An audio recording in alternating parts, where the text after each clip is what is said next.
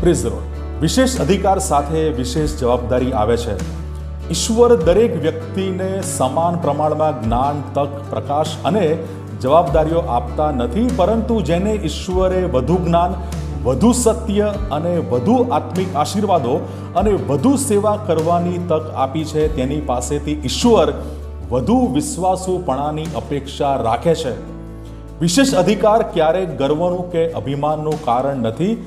તે તો નમ્રતાથી વિશ્વાસુપણે ઈશ્વરની સેવા કરવાનું તેડું છે.